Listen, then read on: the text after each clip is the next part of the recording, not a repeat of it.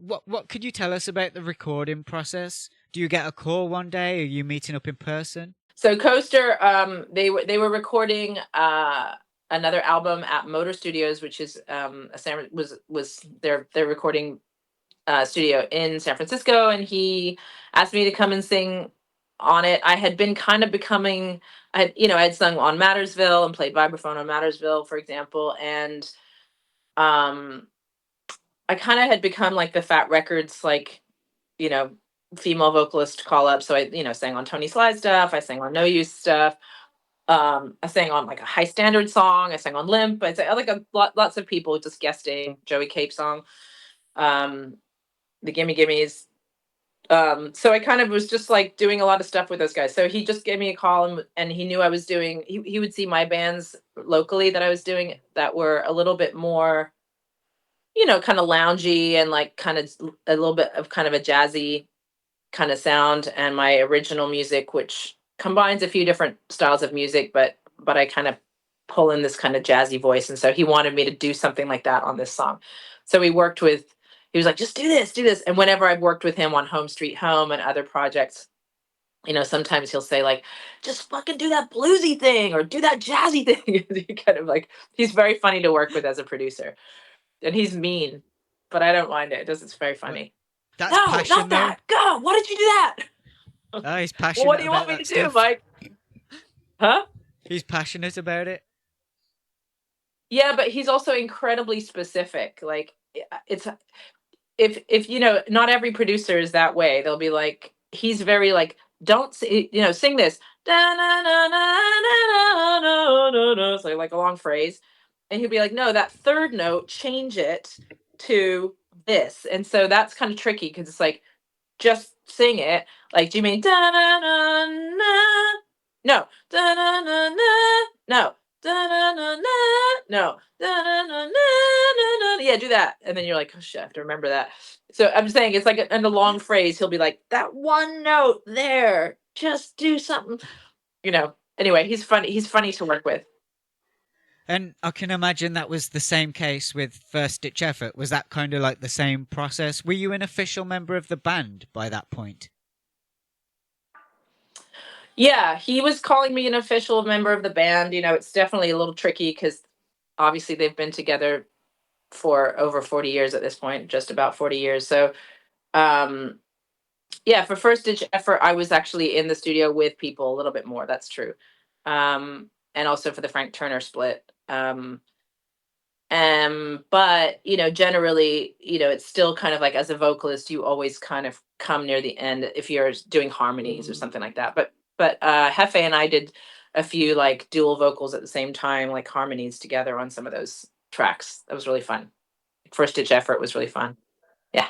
Well, I remember when I heard that album for the first time, and it's not one of my favorites. Like most new NoFX albums, I really love half the album. Hey, half album. But most fans will tell you the old ones are the best. Like, you know that. But Hmm. when I heard your vocals, that screaming vocal part on the Tony Sly song, Mm. I was like, shit, this is Oh, so good. thank you. Like, I hope she's an official member of the band by this point, like she should be. Oh, thank you. Yeah, I mean that was like I think when I did that I wasn't an official band member. Now I'm thinking about when I actually sang that song, but he yeah, that was one of those instructions where he was just like, fucking go for it. And then I was sort of going for it, and he's like, no, just fucking break my heart. Like he gets really like, do this, do that. So I was like, he was like, just fucking scream it and like, go all the way, go all the way. And so yeah, he's good, he's great as a producer, and for reasons like that, which is like maybe I would have been a bit tamer or a bit less, I wouldn't have given quite that thing. And he's just like, "Ah, just go for it." And I don't always sing like that. So it was a nice, like, okay, let's try it. And yeah. Well, were you able to be creative in the studio with no effects? Like, were you writing stuff at the time? Well, no, I don't write anything per se, but when I'm working with Mike, a lot of it is back and forth. Like he'll say, sing something jazzy or sing something soulful like on the Frank Turner split, for example.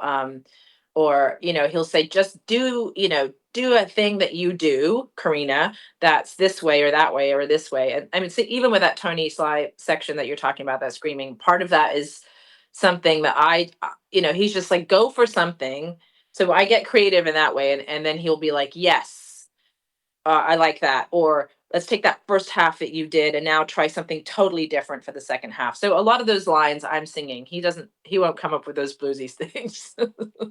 that's not that's not his thing, right? So he doesn't know how to sing jazzy or bluesy. So any of that kind of stuff that so any of the soulful things are usually things that I just come up with, but he might just be like, don't change that last note or do something different here. Or let's, you know, so we're collaborating together a lot. And the same thing for Home Street Home. All the records, a lot of those parts have been taken over by other actor singers that redid some of those parts, but a lot of those things I wrote with him, like the vocal characters that I was portraying. So Yeah.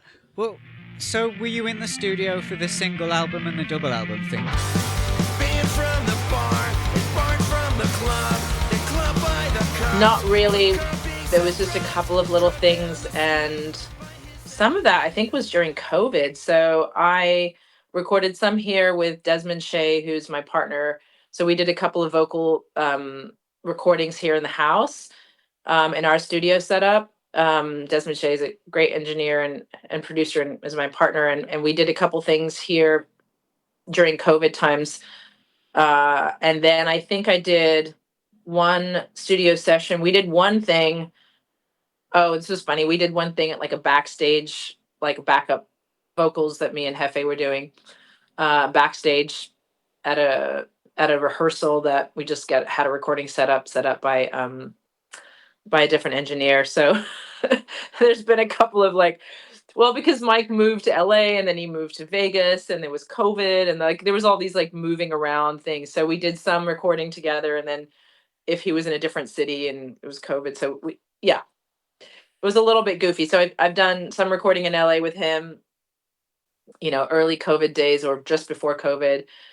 We were doing a bunch of recording at his studio that was in LA with Hefe and everybody, and that was. But then things change. Yeah.